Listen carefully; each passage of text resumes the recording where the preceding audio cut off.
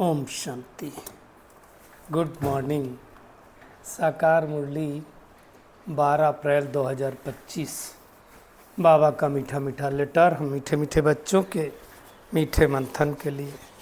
मंथन शुरू करने से पहले प्यार के सागर शिव बाबा की प्रेम भरी किरणों के नीचे बैठ जाते हैं और अनुभव करते हैं कि मैं प्रेम स्वरूप आत्मा हूँ, प्रेम के सागर की संतान हूँ।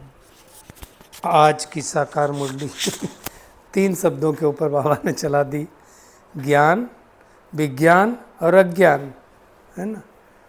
अब ये शब्द कितने पावरफुल लगते हैं, है ना। ज्ञान, विज्ञान और अज्ञान, इन तीनों की हम शब्दों की गहराई में जाएंगे। दूसरी बात जो आई है मुरली में कि कौन सा सहज पुरुषार्थ हम बच्चे करें तो बाकी सब बातों से हमारी दिल हट जाएगी।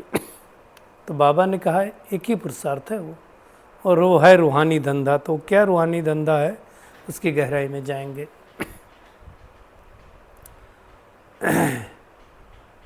दुर्गति और सदगति की भी बात की है। देखो, सतयुग, त्रेता युग वो है सदगति की दुनिया, सदगति के बाद जो दुनिया आती है।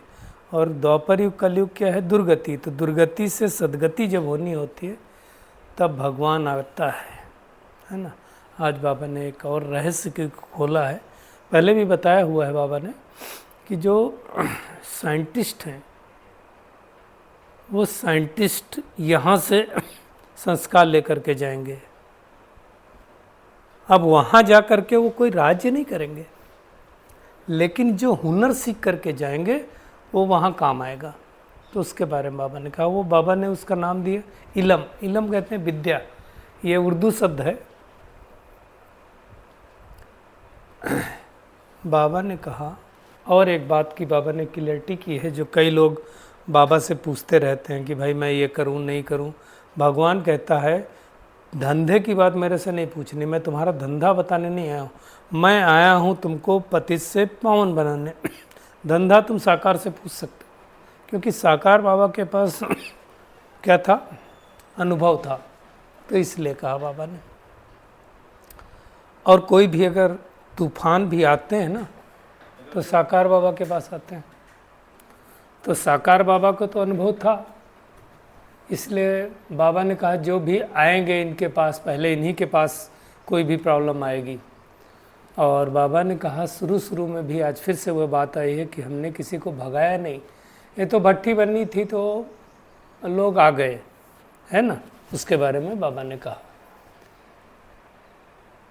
कैसे कैसे हम 16 कला से 14 होते हैं, फिर धीरे धीरे कलाएं ख़त्म हो जाती हैं, वो भी कहा। और बाबा ने क्यों राम को बाण दिखाया गया वो भी बाबा ने बताया हुआ। एक बात और बाबा ने कही जो मुझे बहुत अच्छी लगी, और भक्ति मार्ग की वो मान्यता है, हे भगवान, हे गॉड, हे अल्लाह कहते हैं। बाबा ने कहा यहाँ तुमको हे शिव बाबा भी नहीं कहना। हे शिव बाबा कहना मतलब ये भक्ति कहाँ से हो गया था, हमें तो भक्ति से कोई मतलब नहीं, है ना।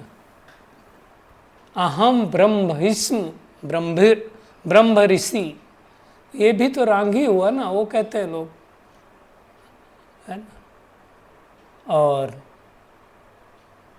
आज बाबा ने कहा जैसे आज दुनिया में स्थूल खुशबू के लिए क्या करते हैं, वो परफ्यूम डालते हैं, गुलाब, चंदन, भिन्न भिन्न प्रकार के परफ्यूम फैलाते हैं। आप क्या करो, शिव शक्ति कंबाइंड बन करके मनसा संकल्प द्वारा प्रति सुख, शांति, प्रेम, आनंद की खुशबू फैलाओ। तो इसकी हम गहराई में जाने वाले हैं, आज के वरदान में बताया बाबा ने। और सुखदाता द्वारा सुख का भंडार प्राप्त होना, यही उनके प्यार की निशानी है, और कुछ नहीं चाहिए। आज बाबा ने जो अव्यक्त इशारे में बहुत अच्छी पॉइंट बताई, शक्ति और पांडव दोनों कंबाइंड हैं, दोनों विश्व सेवा करते हैं। आज अंदर भी बाबा ने कहा कि आप देखो जो कंबाइंड स्वरूप विष्णु का रूप दिखाते हैं ना, विष्णु चतुर्भुज, वो क्यों दिखाते हैं, कंबाइंड रूप के कारण। उसमें शक्ति भी है और पांडव भी है। हम शुरुआत करेंगे आज, जो बाबा ने 3 शब्द यूज करिए, त्रिमूर्ति बाप है ना, तो 3 शब्द बहुत यूज करता है, ज्ञान, विज्ञान और अज्ञान। इसको हम क्या अच्छी तरह से समझते हैं। ज्ञान माना क्या, दुनिया के हिसाब से तो जो गूगल महाराज में ज्ञान है वो ज्ञान है, वेदों शास्त्रों में है वो ज्ञान है, कॉपी किताबों में पढ़ते हैं वो ज्ञान है, लेकिन ये ज्ञान बाबा कहता है ये है आध्यात्मिक ज्ञान, वो ज्ञान जिससे हम सृष्टि के आदि मध्य अंत को जानते हैं, वो ज्ञान, इसको ज्ञान कहेंगे ना। जिससे हम तीनों कालों को जानते हैं, अपने आप को जानते हैं, परमात्मा को जानते हैं, सृष्टि चक्र को जानते हैं, ये ज्ञान है ना। और ज्ञान का मतलब क्या हुआ कि ज्ञान स्वरूप में स्थित होना। भाषण देने को ज्ञान नहीं कहते हैं। ज्ञान का मतलब ही होता है ज्ञानी तू आत्मा बनना। ज्ञान एक है जानना, दूसरा है मानना, और तीसरा है उस स्वरूप में चलना। तो ये बहुत इंपॉर्टेंट बात है। तो हम अगर उस स्वरूप में चलते हैं तो हम ज्ञानी हैं। तो ये ज्ञान बहुत इंपॉर्टेंट। आप देखो दुनिया में कहते हैं क्या ज्ञान नहीं है। आप ज्ञान की अथॉरिटी, लोग अपने आप को कहते हैं, वेद शास्त्र जो पढ़ते हैं वो समझते हैं हम तो ज्ञान की अथॉरिटी हैं। लोगों को पूरी गीता कंठस्थ है, पूरे शास्त्र याद हैं। अभी मैं आपको अगर कहूँ डॉक्टर सचिन भाई पूरी गीता याद है। आप सोचो कितनी बड़ी बात है। मैं तो वंडर खाता हूँ। कुछ भी मुरली में आएंगे वो कहेंगे आज बाबा ये गीता का फलाना चैप्टर से फलाना वर्ष और फलाना श्लोक बता रहा है, और उनको श्लोक याद भी हैं। अभी अब छोटी बात थोड़ी होती। खैर बुद्धि शार्प होगी तभी कर पा रहे हैं। तो ज्ञान में ज्ञान होना मतलब क्या होता है? समझ, और समझ से पुरस्कार करना। मतलब ज्ञान माना सद्गति होना, है ना। ज्ञान से सद्गति होती है, अज्ञान से दुर्गति होती। इसलिए सतयुग त्रेता को सद्गति कहा गया, क्योंकि ज्ञान में आने के बाद, भाई बाबा क्या करता है, आपका संगम युग में आता है। संगम युग में आने के बाद ज्ञान सिखाता है, और ज्ञान सीखने के बाद हम जो है सतयुग त्रेता में जाते हैं, मतलब नॉलेजफुल बन जाते हैं ना। तो जब नॉलेजफुल बन जाते हैं तो हमको जो है वो प्रारब्ध मिलती है, तो उसको कहा जाता है ज्ञान। दूसरा जो शब्द आया है विज्ञान। विज्ञान का बाबा ने कई बार अर्थ बताया है। एक तो बात बाबा कहता है विज्ञान मतलब परम धाम का ज्ञान, शांति धाम का ज्ञान। और विज्ञान का वैसे अर्थ देखा जाए तो दूसरा ज्ञान होता है, मतलब इस देह का ज्ञान नहीं, इस देह का भी ज्ञान नहीं, है ना। कहाँ का ज्ञान? दूसरे धाम का, अर्थात परम धाम का ज्ञान। और विज्ञान का मतलब हो गया इस देह का ज्ञान नहीं, मतलब देह से अलग जो मैं आत्मा हूँ उसका ज्ञान, उसको भी विज्ञान कहेंगे। मतलब देही अभिमानी बनना, इसको कहेंगे विज्ञान। याद की यात्रा में रहना, इसको कहेंगे विज्ञान। तो वो विज्ञान कितना है हमारे पास, कितना हम याद की यात्रा में रहते हैं, कितना देही अभिमानी बने हैं, ये आसान काम नहीं, ये मेहनत का काम है। तो वो मेहनत हमने कितनी की। दुनिया में तो विज्ञान का मतलब जो साइंटिस्ट लोग होते हैं, आविष्कार करते हैं, उसको विज्ञान कहते हैं। ठीक है, वो भी बात ठीक है, वो भी दूसरा ज्ञान है, नॉर्मल ज्ञान नहीं है। अब ये साइंटिस्ट मतलब साइंसदान वाले, है ना, अब यहाँ जो आकर के सीखते हैं हुनर, वो उस राजाई में आएंगे, सतयुग त्रेता में आएंगे, और वहाँ आकर के वो बनाएंगे। जैसे विमान बनेंगे, है ना, वहाँ तो भी सारी चीज़ें होंगी ना, मकान बनेंगे, अच्छे अच्छे पार्क बनेंगे, फाउंटेन होंगे। आप देखो लाइट होगी, आप इतना तक कहते हैं सोलर पावर से चलेगा। इवन वो कहते हैं जो शमशान घाट होंगे, आज जैसा कोई जलाएगा नहीं बाहर, वो अंदर होंगे, जैसे इलेक्ट्रिक वाले आजकल बन गए ना। तो वैसे बहुत अच्छी अच्छी चीज़ें वहाँ होने वाली। तो वो दुनिया में साइंटिस्ट की भी तो ज़रूरत होगी। तो बाबा कहता है वो इलम है। इलम मतलब विद्या, एक ऐसी विद्या है जिस विद्या को यहाँ जो धारण करते हैं वहाँ ले करके जाएंगे। राजा नहीं बनेंगे वो। क्यों? राजा बनने का इलम तो ले ही नहीं रहे ना। राज्यभाग कौन संभालेगा? राज्यभाग वो संभालेंगे जो इस समय श्रेष्ठ पुरुषार्थ करते हैं। तो ये मेहनत करना है हमको। तो ये हो गया हमारा विज्ञान। वैसे भी देखो आप वैज्ञानिक जो होते हैं और हमारे में क्या फ़र्क है, तो उसका अगर सीधा सीधा फ़र्क देखा जाए तो मैं यही कहूँगा कि हम नॉर्मल व्यक्ति में और वैज्ञानिकों में एक ही अंतर है। एक नॉर्मल व्यक्ति बाह्यमुखता में ज़्यादा रहता है, वैज्ञानिक अंतर्मुखता में रहता है, एकांत में जा कर के अपना रिसर्च करता है। दूसरा क्या करता है, वैज्ञानिक जो होगा वो 5 तत्वों की गहराई में जाता है। और हम देखो हम सब भी 5 तत्व तो यूज कर रहे हैं। इन्हीं 5 तत्वों के द्वारा आप देखो क्या क्या बन गया। आप अगर ये बल्ब का आविष्कार किसने किया? आप सोचो, जो बल्ब का आविष्कार जिसने किया है, वो कहते हैं स्कूल में उनके अंदर कोई बुद्धिमत्ता नहीं थी, उनके अंदर कोई ज्ञान नहीं था, तो कहा जाता है कि उनका टीचर ने उनके स्कूल में उनके घर पर एक लेटर भेजा और कहा ये अपनी माँ को दिखा देना तुम लेटर, समझे। और उस लेटर में लिखा हुआ था कि आपका बच्चा बिल्कुल बुद्ध हुआ है, सामान्य बच्चों से बहुत कमज़ोर है, उसके पढ़ाने के लिए हमारे स्कूल में जगह नहीं है, उसके द्वारा माहौल ख़राब हो रहा है। माँ से जब पूछा उस बच्चे ने, तो माँ ने कहा कि इस लेटर में लिखा है कि आपका बच्चा बहुत ज़्यादा इंटेलिजेंट है, उसको पढ़ाने के लिए हमारे स्कूल में कोई टीचर नहीं है, तो आप बेहतर होगा कि आप अपने घर पर पढ़ाइए। और वो जो एक माँ का विश्वास था, वो विश्वास काम आया और उन्होंने बिजली के बल्ब का आविष्कार किया। उन सब का नाम हम सबको पता है, थॉमस एल्वा एडिसन था। तो क्या किया, एक माँ ने उनकी प्रतिभा को आगे बढ़ाया और उन्होंने गहराई में गए, 5 तत्वों की तो गहराई में गए और जाकर के इतना बड़ा आविष्कार कर दिया। तो आप सोचो, इसके बाद तो बहुत कुछ टेलीफोन, टेलीग्राफ, पता नहीं क्या क्या किया उन्होंने। तो ये बहुत बड़ी मेहनत करी उन्होंने।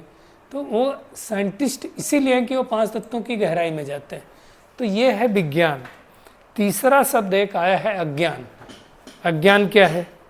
तो बाबा कई बार कहता है अज्ञान माना क्या, अपने बारे में न जानना, खुद के बारे में न जानना, खुदा के बारे में न जानना, सृष्टि के आदि मध्यंत के बारे में न जानना, पूजा भक्ति करना बगैर जान पहचान के, जिसकी पूजा करना उसके बारे में न जानना, गुड्डे गुड़ियों का खेल करना, ये अज्ञानता है।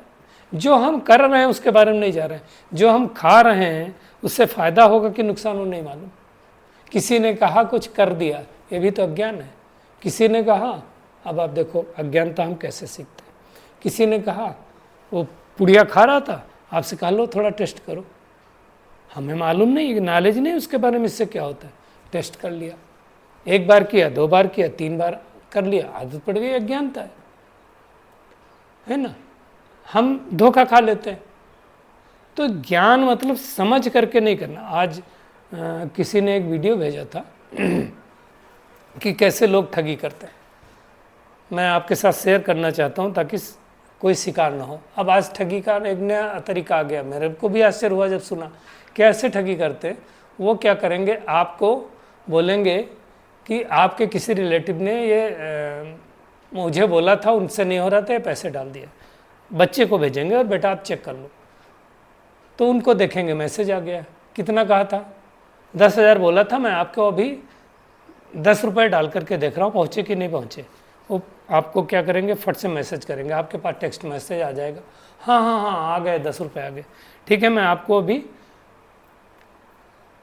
12,000 भेज देता हूँ, ठीक है। 10,000 एक बार में भेज दिया, 2,000 एक बार में भेज दिया, फिर देखा 2,000 आए। अब उसमें क्या दिखेगा, 20,000 का मैसेज आएगा। अरे अंकल आपने तो 20,000 भेज दिया। अरे बेटा गलती हो गई, टाइपो इधर हो गई, आप एक काम करो, आपके 12,000 हैं, मैंने 20 भेजे ना, आप 8,000 वापस कर दो। क्या करेगा? अगर आपने वापस किया तो चले जाएंगे। अब वो ये क्या हुआ, वो मैसेज भेज रहा है, आपने क्या अपना अकाउंट खोल के देखा, गूगल पे खोल करके देखा कि उसमें आए हैं कि नहीं है? मैसेज तो कोई भी बना करके भेज सकता है। तो ये है अज्ञानता। इसलिए बाबा ने कहा कि तुम ब्राह्मण ही नॉलेजफुल हो, ज्ञान विज्ञान अज्ञान को जानते हो। माया को पहचानना, माया को नहीं पहचानते तो अज्ञानता है, पहचान लिए तो ज्ञानी है। और माया आएगी किस भेष में? ब्राह्मण रूप में ही आएगी। बैच लगा हुआ होगा, सफ़ेद कपड़े पहने हुए होंगे, फिर भी आकर के आपको बरगलाएगी, आपके पुरुषार्थ को नीचे लेकर के जाएगी वही माया है, और ये काम बहुत तेज़ी से अब हो रहा है। रावण कौन से भेष में आया था? ब्राह्मण के भेष में आया था, तो अब ब्राह्मणों के भेष में माया आना चालू हो गई। हमें परखना है, नहीं तो हम मूंझ जाएंगे। कई लोग बोलते हैं भगवान यहाँ आता है, भगवान वहाँ आता है। भगवान कहीं नहीं आता है, भगवान एक ही जगह आता है। तो आजकल अज्ञानता बहुत फैल रही है, यहाँ भगवान आते हैं, वहाँ भगवान आते हैं, सब में पढ़ना नहीं। भगवान एक ही जगह आता है, एक ही रथ में आता है, दूसरा कोई रथ लेगा नहीं, कोई ना कोई पढ़ा देता है पट्टी। आजकल बहुत सारे वीडियो वायरल हो रहे हैं, हमें देखना ही नहीं, हमें वो सब में जाना ही नहीं, वो ध्यान देना है। तो हमें लगता है बहुत सारा टाइम लिया, ज्ञान विज्ञान अज्ञान के ऊपर अच्छी तरह से हम सबको समझ में आ गया। दूसरी बात है कौन सा सहज पुरुषार्थ करें। देखिए, जब हम रूहानी धंधा करेंगे, रूहानी धंधा मतलब क्या, आत्म स्वरूप का, रूह के कल्याण के लिए जब हम करेंगे तो क्या होगा हमारा पुरानी दुनिया से अटैचमेंट हटता जाएगा, नई दुनिया में लगता जाएगा। तो हमें बाकी सब धंधों में मज़ा नहीं आएगा, और फिर आपको इस धंधे में मज़ा आएगा। लेकिन आपकी जो रचना है, रचना मतलब लौकिक रचना है या अलौकिक रचना। लौकिक रचना क्या होगी, जो आपके बाल बच्चे हैं, परिवार वाले है ना, उसकी भी संभाल करनी है। दूसरा जो जिनको आपने ज्ञान में आए हैं, आपके द्वारा आए, किसी के द्वारा आए, उनकी भी पालना करनी है। पालना बहुत इम्पॉर्टेंट है। पेड़ लगा दिया, पेड़ लगाने के बाद पानी कौन डालेगा, खाद कौन डालेगा, वो आपका काम है, आपको जिम्मेदारी लेना है। इसलिए देखो, जब नए नए बच्चे बाबा के ज्ञान में आते हैं, करते होंगे, सभी बच्चे होंगे, मैं भी करता हूँ, तो उनको ज़्यादा मैसेज करते हैं, ज़्यादा हालचाल पूछते हैं। लेकिन उसमें भी कई तरह के होते हैं बच्चे। एक बहन थी, तो उनको ऐसे कर दिया होगा कि बहन जी क्या हाल चाल है, तो उन्होंने भाई पूछ दिया, भैया कुछ काम था क्या? तो मैं क्या बोलूँ कि मेरे बैल खड़े थे, उनको बांधना है क्या बोलूँ। तो एक्चुअली उनकी गलती उनकी नहीं है। आज की दुनिया में बगैर काम के तो कोई किसी को करता नहीं है ना। हालचाल लेने के लिए, किसी को शुभ भावना शुभकामना देने के लिए कहाँ लोगों के पास टाइम है तो जब लोगों को काम होता है तभी करते हैं, तो उनकी गलती नहीं है, परंतु वो पालना देनी पड़ती है। आज बाबा ने जो कहा, आदिदेव ब्रह्मा के बारे में कहा और आदि देवी के बारे में कहा। अब देखो, आदिदेव तो ब्रह्मा बाबा है, हम सबको पता है। आदि देवी कौन है? सरस्वती। लेकिन सरस्वती कोई ब्रह्मा की पत्नी नहीं थी। दुनिया में क्या दिखाते हैं? ब्रह्मा की पत्नी सरस्वती दिखाते हैं, है ना। अब आप देखो कि एक भजन भी है कि ब्रह्मा की पुत्री सरस्वती, बोलो पत्नी कैसे हुई। अब ये समझने की बात है कि वही आत्मा जब सतयुग में जाती है तो रोल चेंज हो जाता है, तो लक्ष्मी का पार्ट बजाती है, इसलिए ऐसा कहा गया।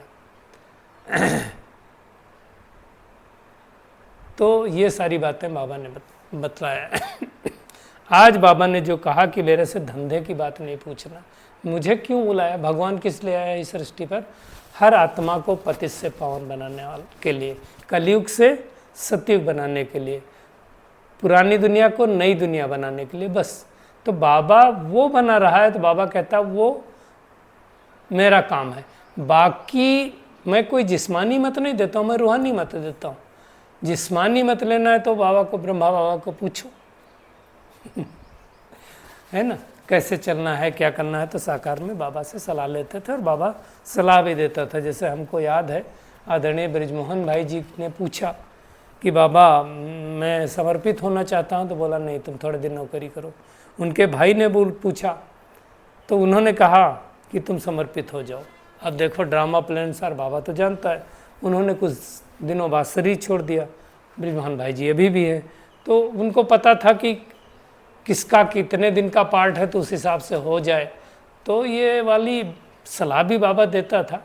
आज बाबा ने भट्ठी की भी बात याद की है कि शुरू में भट्ठी बननी थी। कल भी जैसे बाबा ने कहा था ना, ये किसी और की ताकत नहीं थी जो सब भाग भाग करके आए। तो ब्रह्मा बाबा ने किसी को भगाया नहीं, वो तो ड्रामा प्लान सार शिव बाबा की कमाल थी, जो यहाँ आकर के वो आ गए सब, क्योंकि उनको सबको साक्षात्कार होता था, है ना। तो ये सब अच्छी तरह से समझना।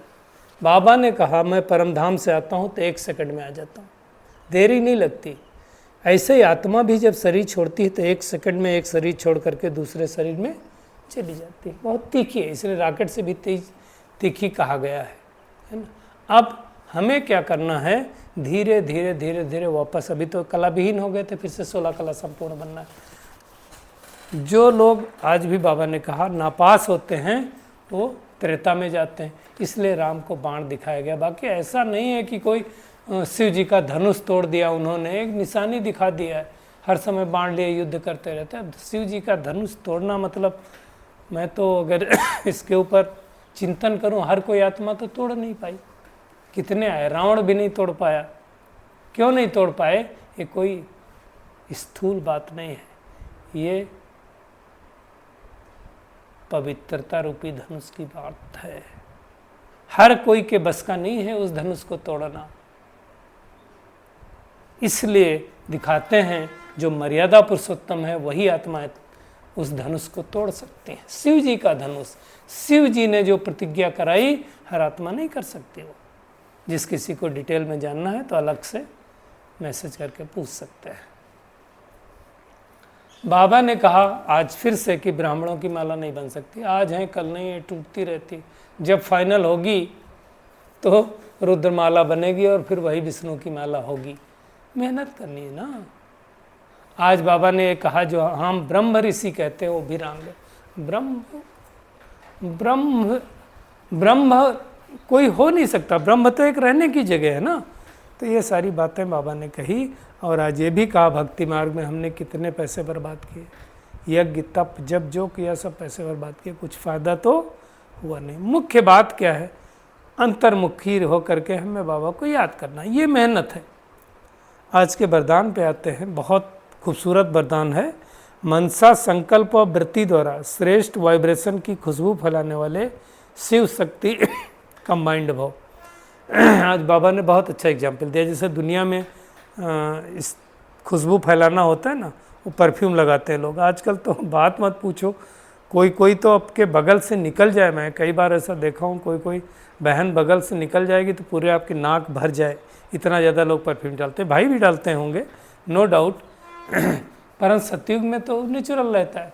तो बाबा कहता है आपको क्या करना है, शिव और शक्ति, शिव यानी परमात्मा, शक्ति में आत्मा, कंबाइंड बन करके क्या करना है, मनसा संकल्पों द्वारा, मनसा शक्ति द्वारा क्या करना है, वृत्ति द्वारा सुख शांति प्रेम आनंद शक्ति और पवित्रता की चारों ओर खुशबू फैलानी। मतलब मुझ आत्मा से हर समय ये सातों गुण चल रहे हैं, फाउंटेन के माफिक आत्माओं के ऊपर गिर रहे हैं। विजुलाइज करो कि मैं आत्मा बैठी हूँ, मेरे सामने बहुत सारे लोग हैं और गुलवासी मतलब जिससे परफ्यूम का फाउंटेन निकलता है, इस फाउंटेन के माफिक मुझसे निकल करके किरणें सामने वालों के ऊपर पड़ रही।